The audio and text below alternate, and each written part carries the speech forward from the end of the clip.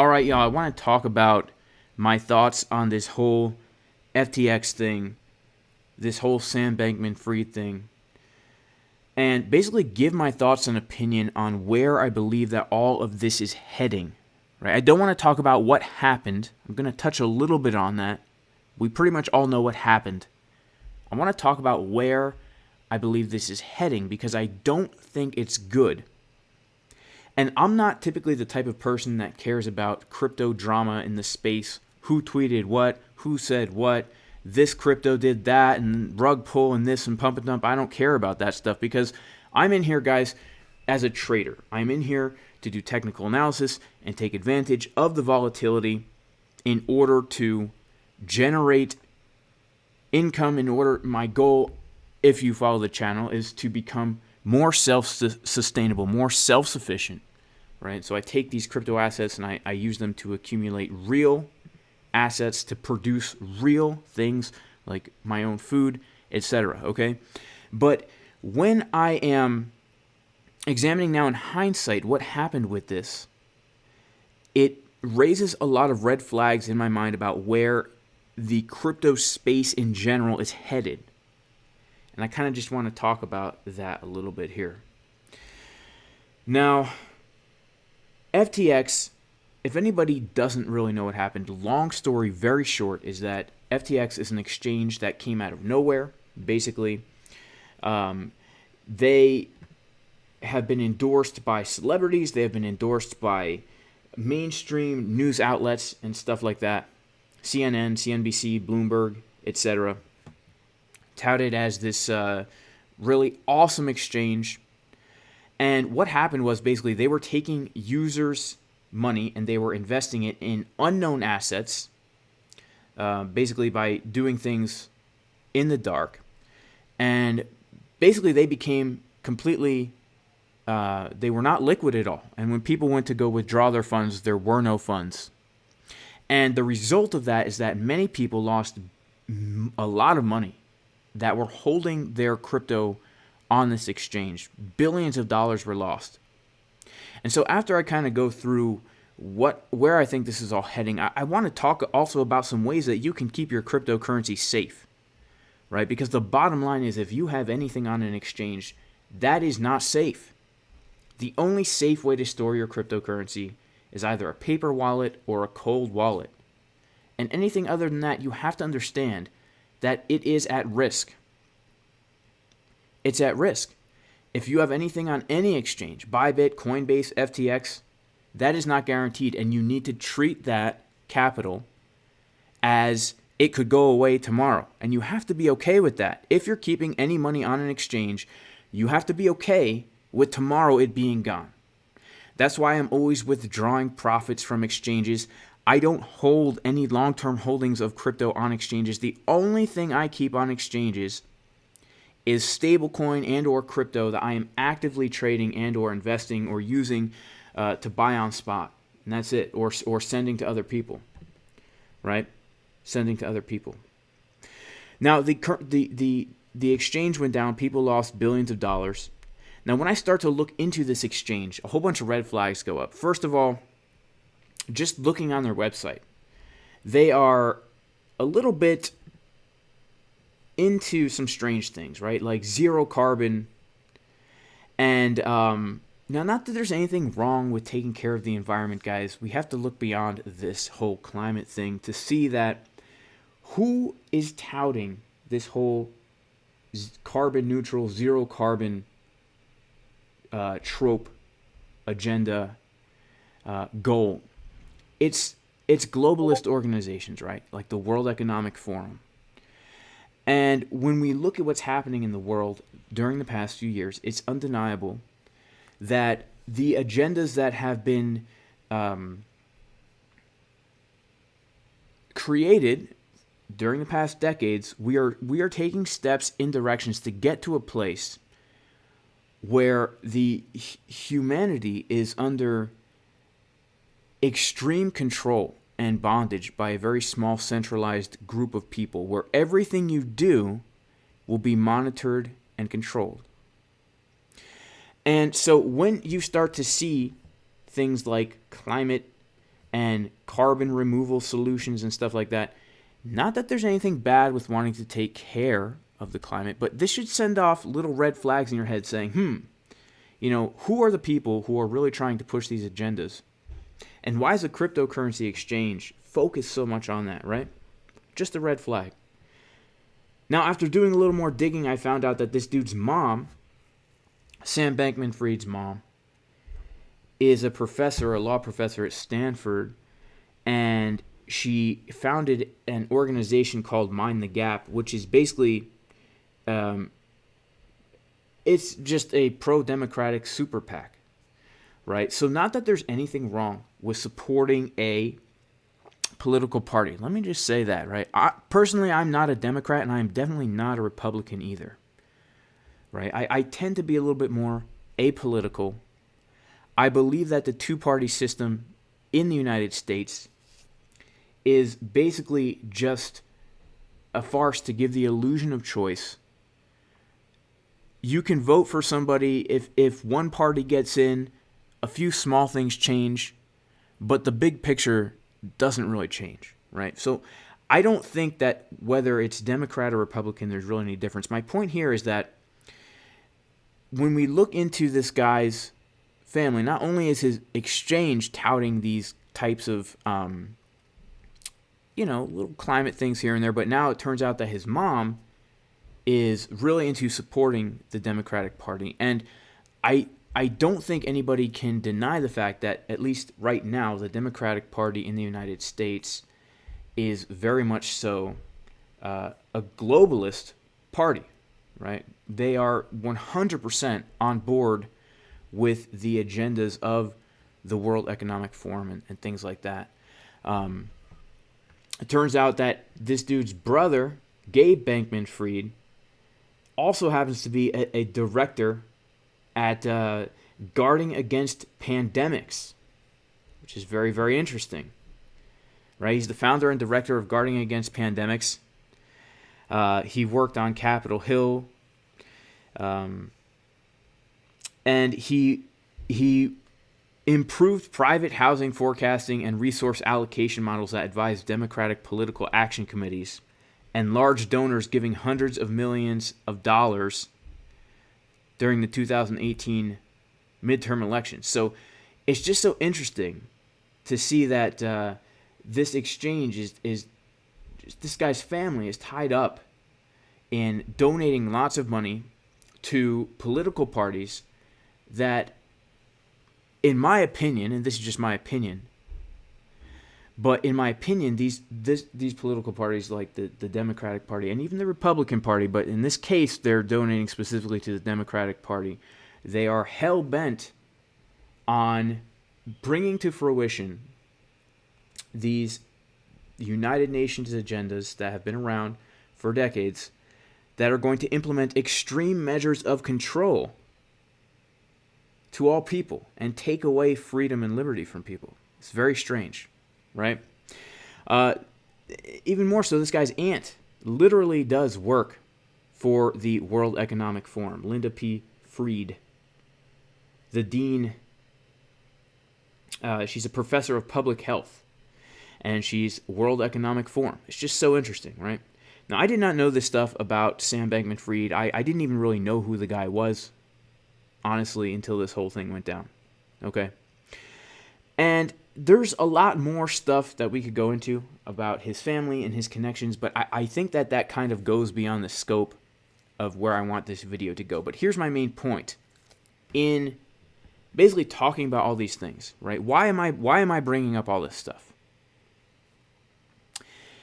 It's because cryptocurrency right now is standing on the precipice of becoming something, in my opinion, very malevolent. Okay? When we look at everything that went down and how much money people lost, we can see that this is going to make people desire more government control and regulation over cryptocurrency. There's already an outcry. We can never let this happen again, right? What do we need to do to prevent this from happening again? And I've been listening to a lot of conversations, Twitter lives, basically.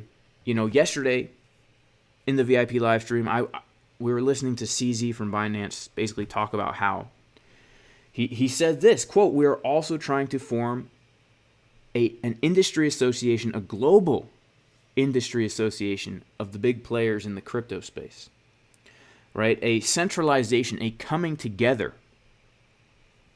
in the crypto space so that we can prevent things like this from happening again." Now, the reason I don't like this is because throughout the past few years during the whole alleged pandemic and stuff like that, and also the conflict that's going on in other parts of the world, we have seen a big push for digital currencies, CBDCs, and an integration of basically cryptocurrency and traditional finance. And we know, and I've even shown articles on this channel before, that the Federal Reserve is already talking about how they are going to either build upon existing blockchain infrastructure such as Ethereum, blockchain, others, or run their own currencies parallel to the existing blockchain infrastructure. And my concern is that the regulations that are going to come in are basically going to co-opt and hijack the crypto space to the point where it's not going to be the crypto that we have come to know and love, right? Personally, I got into cryptocurrency because I don't like the current economic financial system, fiat currency, the deficit spending model, Keynesian economics, right? I view it as self-destructive. I view it as basically a way for wealthy individuals to steal wealth from the common person by devaluing their purchasing power over time. And I did look at cryptocurrency as a potential solution to that problem, a potential one piece of the puzzle maybe, a digital form of gold in a sense. But now we can almost see that what happened with FTX is setting the stage, almost by design, in order to facilitate now a merging of the current blockchain infrastructure, cryptocurrency space, with a coming centralized CBDC-based system. And it seems that this is by design where they're actually going to make people want this to happen because so many people lost so much money. But when we look at who was behind FTX, who was behind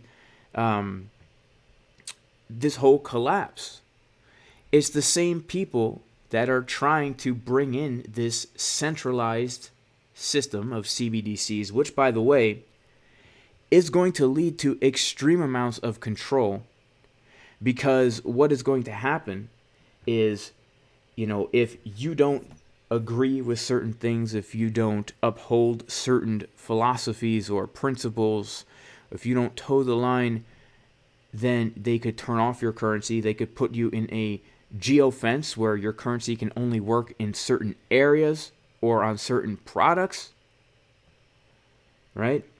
That's kind of where this is all heading. And so it's very, very strange to me as I look into this that the people behind the rise and fall of FTX, whether or not Sam Bankman-Fried did this on purpose, by accident, it's very strange that his associations, his family, they have been so gung-ho on supporting the same people whose goal in life is to control everybody else. Okay? Now I want to touch quickly on, how to keep your crypto safe, right? Again, I don't put any crypto onto an exchange unless I am actively trading that crypto. Okay. Now, by the way, Bitcoin, even during times like this, right? The short trade before FTX, before all this FTX crap went down, we were already short because that's what's so great about technical analysis. News can facilitate moves, but technical analysis can work so that you can extract money from the volatility regardless of what's happening. I'm long right here today because we were looking for a bounce from this area right here, the 16,100-ish dollar area, the value area low. And, you know, that's exactly where we got our bounce from, 16,163. The golden pocket, the value area low, right? And by the way, if you want to join the VIP Discord where we post multiple live streams every single week, the juicy trading levels, potential trading setups, the confirmations that we're looking for, you can go to patreon.com/Jason Casper. We also have a thriving community of traders in here, like Boyan, posting the juiciest scalp setups, technical analysis, and stuff like that. Also, guys, if you do want to learn how to trade this way, you could check out the course at jasoncaspertrading.com. But really, guys, I don't keep any money on an exchange unless I am willing to lose that money. And that's the way we should all approach exchanges, right? I remember back in the day, you know, after the whole Mt. Gox thing happened, people were very cautious about exchanges. And even during the 2016-2017 bull run, everybody was saying, look, if you're going to keep anything on Coinbase, just be aware that it's risky. It's risky to keep anything on Coinbase. It's risky to keep anything on any exchange. The only way to keep your crypto safe is if you own the private keys. And one of the most convenient ways to do that these days is a hard wallet, right? Personally, Ledger, Trezor, those are the two best in my opinion. But the issue I have here is that the common person who knows nothing about crypto is now scared. They think crypto has been hacked. Crypto is a Ponzi. Crypto is dangerous. Crypto will lose you money. And the solution to this problem now is not going to be, you're not going to hear, make sure to keep your crypto on a cold wallet. You're going to hear, we need more regulation. We need more transparency. We need to make sure this is never going to happen again. We need more, basically, centralization. The opposite of what crypto should be, right? And this just makes me a little bit cautious for the future, guys. This makes me a little bit cautious for the future. And, you know, for me personally, I use crypto as a way to basically to buy real world things, right? Real world wealth. Wealth is not numbers on a screen. Wealth, in my opinion, is land and resources. Because if you have a piece of land with some water on it, you then have all the materials, everything you need in order to now grow and produce your own food, raise animals, and have shelter, right? You can build a house, you can raise your own food, and the more independent we can become as individuals and as communities, the less it matters about these crazy agendas that are going to be trying to control people. Because at the end of the day, if you can produce your own food, if you can produce your own shelter, the less we are reliant on centralized governmental organizations to provide the basic necessities of life, the less control people will be able to have over us. That's why I'm a huge advocate of strong communities, being involved locally, local farms, even local governments, doing what we can to become as self-sufficient as we can. That is the American way, right? That is the American way. Going out west, all right, all the horrible things that, you know, America did just to get a whitewashed, glamorized version of the American spirit, right?